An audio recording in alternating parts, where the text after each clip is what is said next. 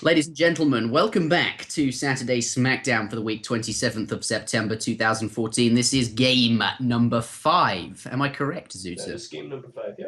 Game number 5 in this best of 7 series play between Aizamk and Boneng for this weekly event, which we call Saturday Smackdown. That is correct. So, spawning in the bottom of the map there, in the color red, we have Boneng taking India for this map. We were just saying before oh, my recording hasn't begun. Never mind, I'll just get this one out of the VODs on Twitch. But yeah, spawning with some 3 wood and 2 food and a coin there. Not too bad, actually. 3 wood, did you say earlier is the maximum you can start with as India? India, you can start with 4.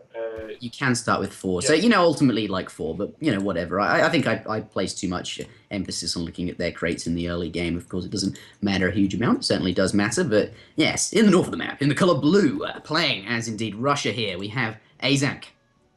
Currently up 3-1, just in Currently. case people are just joining us now. Absolutely. So, India versus Russia. Would you want to go over what we were saying about this? Oh no, I'll get that out of the VOD as well. Actually, never mind. And my apologies, Zuta. Just tell us something. What do you think? So I think this map is pretty balanced for these two civs.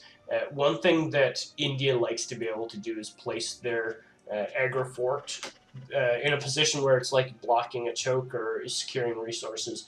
That's going to be a little bit more difficult on this map just because the map tends to be fairly open. We can see there's lots of room for various different attack paths into the base here. The gold mines are a little bit more spread out, stuff like that. So lots of room to cover. And compared to a map like New England or something like that, where there's a very definitive place to put down a defensive aggro fort, not so much the case here. So India may be a little bit weaker on this map just in general. Also, there is the high hunt aspect to this map, which kind of lends itself to some of the other civilizations a little bit more than India as well. So we do have those things to consider.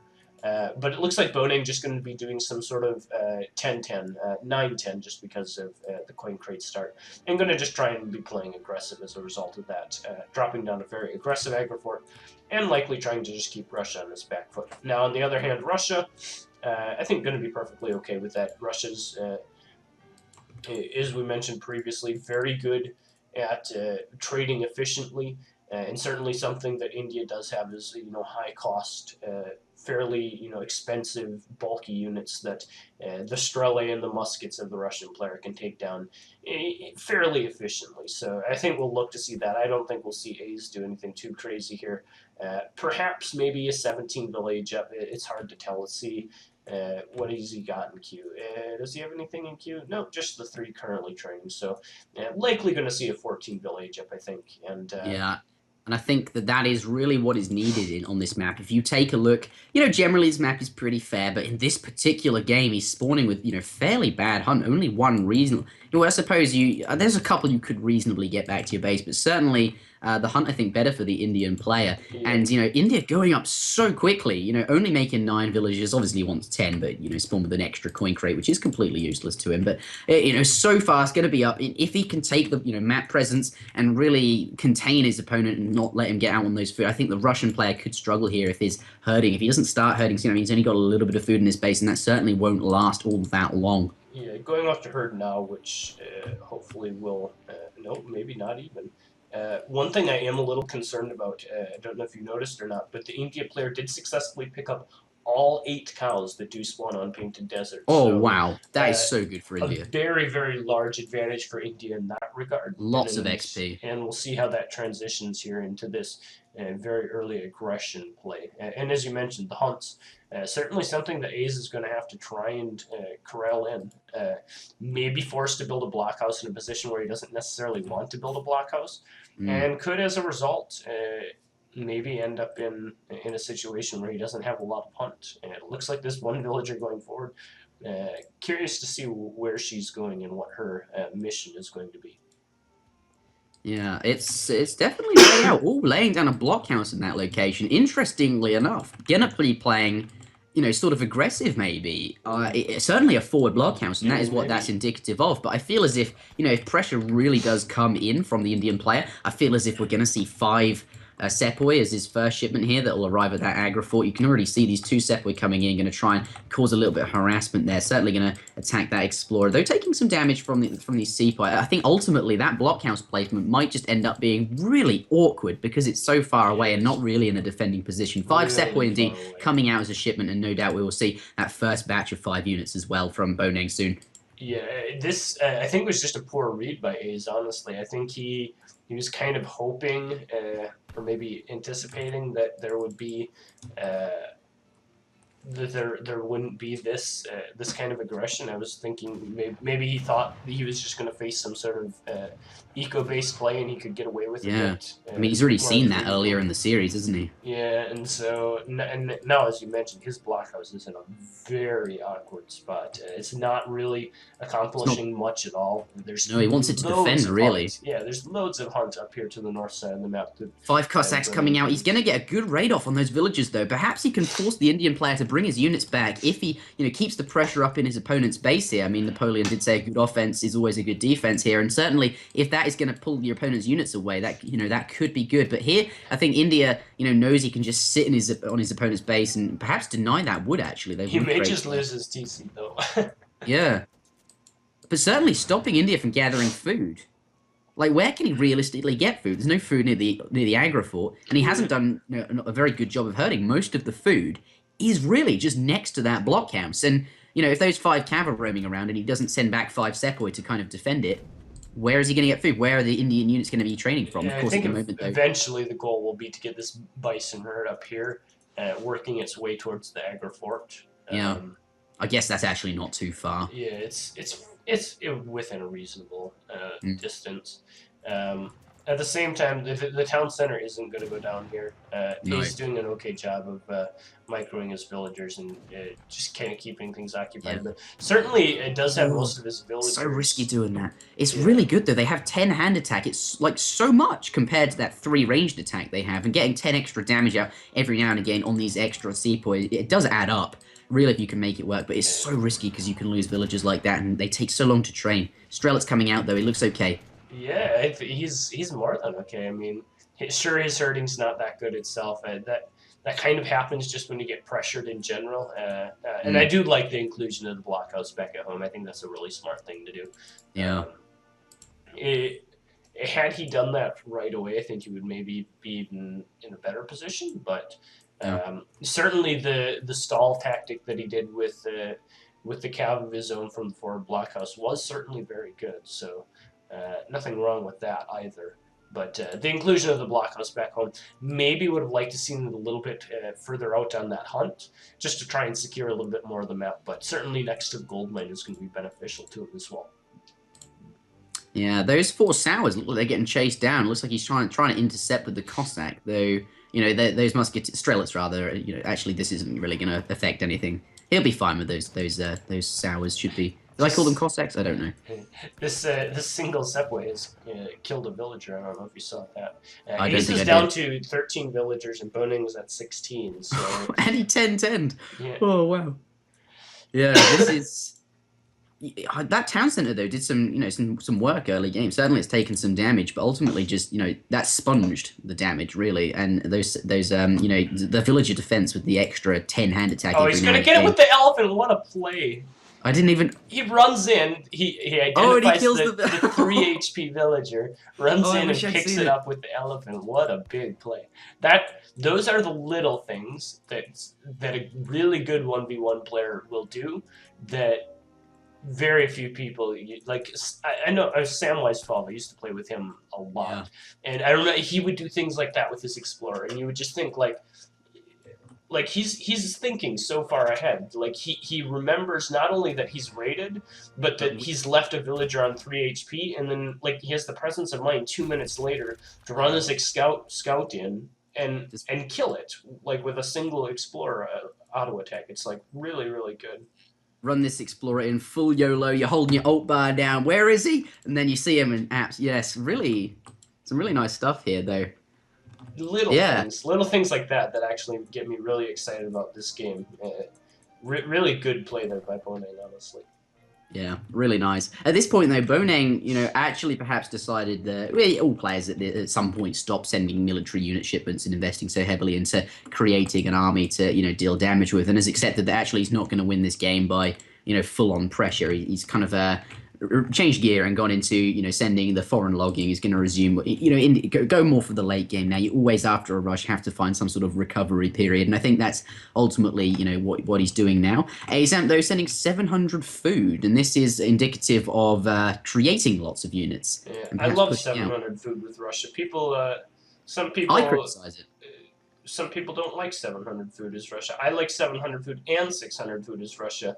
And Really, 600 as well. Wow, that's let me explain the go do it. rationale behind it. The reason why I think they're so good and particularly good for Russia is all of Russia's units train in batches, right? You can't train any of it incrementally, meaning that you need to have large chunks of food in order to, like, say you want to train a batch of villagers from your town center and you want to train a batch of Strelly from your blockhouse. If you're going to queue those both up at any given time, you need to have over 700 food unspent in your bank, and that doesn't happen by just gathering food with 14 villagers early in the game. And so by having 700 food, 4 masks out of position there. by having 700 food, you actually give yourself to be able to train units and train villagers without having to like choose one or the other. And I really like the flexibility that it just gives in the early game, and I think it's really underrated with Russia particularly. Certainly not with all civs is that the case. I mean, obviously with French, you wouldn't ever really want to send 700 food, especially early No, in I the game. guess as French, if you're investing so heavily into a food economy, you usually have hunting dogs, steel traps, and sometimes even Yeah. spice trade. Certainly, lots of villages. Your food economy is going to be really nice. But for Russia here, yeah, lots of units coming out, and actually, with those units that he has as a result of that 700 food, he's actually managed to force. Just over here, he came in and these villagers got scared. They ran away from the hunt. They have now returned to it. But actually, I think Ace, doing a reasonable job with the units. I think though he could push in right now. He's certainly got a nice mass. Yeah, I mean, Boning's resources are still very, very scattered. He's made looks like some attempts to try and get these pronghorns reeled in on the right hand side, but the bison showing over here on the left are kind of in a bison graveyard. We just got a bunch of dead bison and nothing really to show for it. So, still, in the center part of that map, the Agrifort is a little bit of an annoying thing to deal with. Does just kind of cut the map in half and force the infantry to take a really long walk anytime they want to bounce between locations.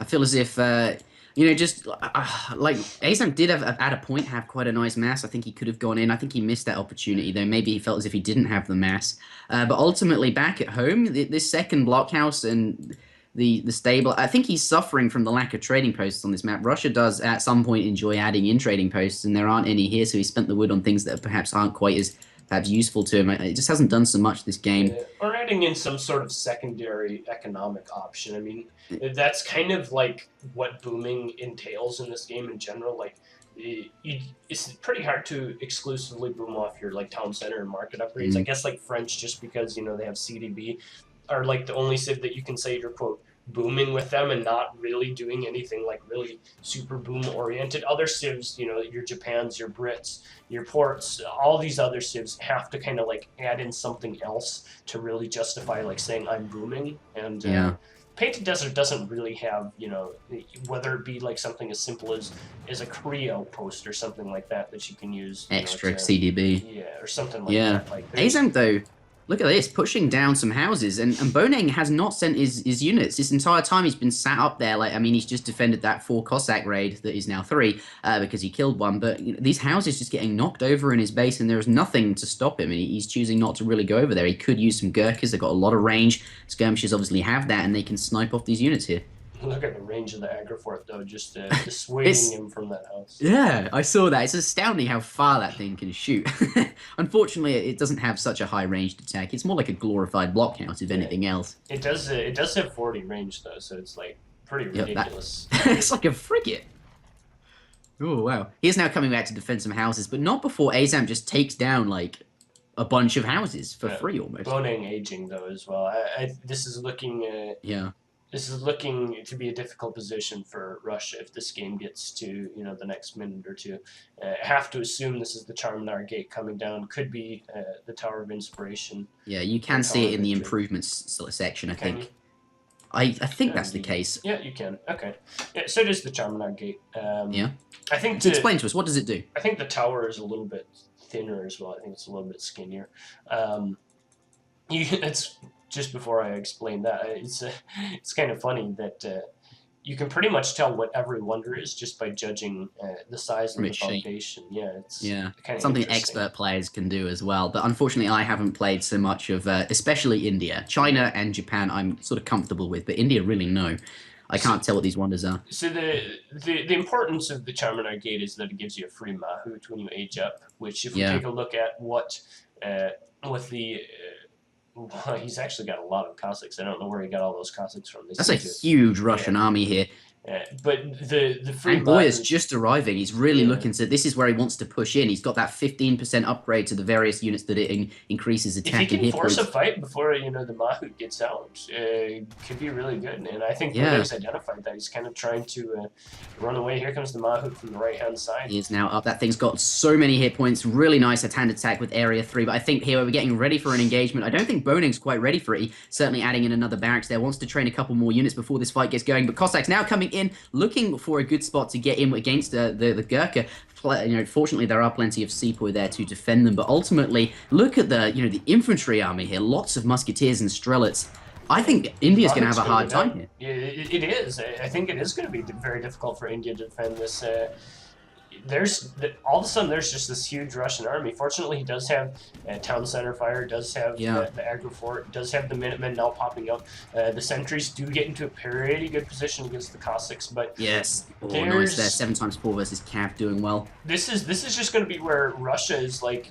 Efficiency is going to shine fighting here. Three Marabouts just pop out there. 33 damage multiplied by 2 versus infantry there with area 2. They absolutely wreck everything. They have Mameluke syndrome due to the huge amount of hit points they have. Not quite as many, but certainly I think actually might be able to hold this just off the back of that. What a clutch shipment.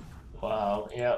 And honestly, that could have been your army as well, and it would have been the same effect. But the Mahouts obviously do give the siege potential as he continues to push forward here, and that's probably that shipment. Yeah, that shipment is going to be game. How much does that cost to send ZutaZuta? 1,000 food, so it's not certainly. It's not cheap. It's not cheap, especially on this map. Well, actually, it's okay. There's plenty of hunt on this map. Actually, what am I saying? But still really expensive there, and he had to hold for an entire 30 seconds after hitting up to industrial. And that assumes that he had the shipment already as soon as he hit industrial to actually send these now. But, I think Aizamk picking, I think he could have pushed in a bit earlier, but actually picking the right time to do so, I think. Maybe just a little bit late because he hits in just as India hits up. And, of course, they've spent, 3,200 resources on aging, and that's when they're really weak because they haven't been sending shipments. But actually, if he came in just a little bit earlier, maybe be able to force the fight, kill off some more of the units there before the Marahouts popping out. But ultimately, these really saving India. And I think, that score lead, especially if you look at his economy as well, is definitely not behind. It's going to be tough now. That was a big clutch play once again. Boneng getting a really good surround, or really just popping the Mahouts out right in the middle of the infantry, baiting the infantry underneath the town center. Now I'm going to heal him up as well. Is that you don't? Anyway, go ahead. Just a good play in general, I think. And this is going to be very difficult for the Russian player to recover from now. Yeah, he's actually behind in economy at the moment. I don't know what their improvements are looking like. Certainly, he's got his steel traps. Actually, he's lacking the second gold upgrade. I think Russia would be in a much better position if this map was something that had trading posts. I mean, I pointed out earlier that this extra blockhouse hasn't really done a huge amount. It could, maybe it was really, on a map where there was trading posts would have added them in, and his economy at this point would be a bit stronger. But yeah, it's tough. He's behind economically, and India's, industrial. What? No, what am I talking about? I've said industrial. I've been meaning fortress the entire time. I'm crazy. Just ignore me. Yeah. But he is a fortress. Although, to be fair, India's fortress sometimes feels like fighting against industrial. Yeah. Still, I can't believe I made that mistake. I even said 3,200 resources. It's actually... that is 3,200. We have Westernization being researched currently in the church. Not And bad. we do see all of Azam's There it villagers is. being Look at all of these transitioned. upgrades. Yeah. I'm looking at the improvements tab. It's just being flooded with it with veterancy upgrades. It's absolutely insane. I just want to point out that this, maybe Westernization is. I don't know. Well, I was tempted to say something. It's like it inflates your score. That card. Maybe obviously he wants the veterancy upgrades, but also maybe he wants to look a bit more intimidating against Boneng. But I sort of find that unlikely. That'd be some sort of next level BS stuff. But it's just for the veterancy upgrades. It is worth pointing out though. It does inflate your score quite a lot. Well, and that's, primarily, like, look at the upgrades it gives you. It gives you, at the end of the day, it does give you, like, veterancy upgrade for your Yeah. grenadiers. That's not Which you're not 400 gonna use. resources that you usually Yeah. have invested into your score. So, There's uh, 4 extra score points out of nowhere. yeah. So it does inflate your score a little bit, but Mm. I don't think Boning's too worried about that. He's got 3 town centers established, has really good control of the map, good control of the mines and stuff. Just looking to play the game out here, and I guess maybe Kalamux is going to be the next attempt here. They are being sent right now, Yeah. Gonna get but those dragoons out of the yeah, church. I don't know that that's explicitly going to be enough. We do have your army out as well, veterancy Mm. upgraded Gurkhas, still the 3 Mahouts even alive. So I don't think there's really that much that the Russian player can do. The Kalamuks certainly are going to be able to help deal with these Mahouts quite nicely. Does pick off 1. Yeah, they are really good against cavalry. That I feel as if this is what he needed to send. It just feels at the same time it's not enough. But I do think this is the best thing he could have done really to deal with the position he's in. But there are so many Gurkha there, and of course that ~2 multiplier against ranged cavalry is absolutely devastating. You can see, and the centuries popping out nice there for a sentry pop. nice. He doesn't really need them for defense, and they were in such a nice time to get them out, killing off another one of those dragoons. He paid so much wood for these. That upgrade at that church is. Yeah, so it's devastating losing so many Kalmucks there. Russia, what can he do? This is not looking too good for him. This is difficult for him to do anything about, especially now that there's 7-year army and 4 Mahouts out. Essentially, anything that's not a Kalamuk is going to die instantly. And I think this is just going to be the push of death here for Boneng. I don't know that there's that much that A's can actually do to stop it. Certainly, any form of infantry is just going to get absolutely melted by these big power units here from India. Yeah. Time's up. Let's do this. Walk in there with this army. I don't think you'll have any problems. Now, getting the Industrial Age in queue. He is indeed going up with the Tower of Victory, which I believe is popping out the centuries there from his town center as well. I think this is where he's looking to engage. Yeah, those Strelets, watch, they're going to get absolutely destroyed. These things have got such crazy area damage. I'm looking to see +6s everywhere. Oh, wow, okay. GG. And Boneng, obviously, 1 loss away from just being kicked out of this series and, pulling it back here. Now on 2-3. Of course, he is still 1 loss away from losing. Aizamk could take this series just by 1 more win in the next game. But actually, Boneng, could come back here and work his way up back to, a 3-3, and then maybe ultimately win with the 4th game. We'll see what he does. But that, ladies and gentlemen, concludes game number 5. Is it, Zusa? That is game number 5. Yes. 3 games to 2. Still in favor of A's, so he is still in the decider. But, another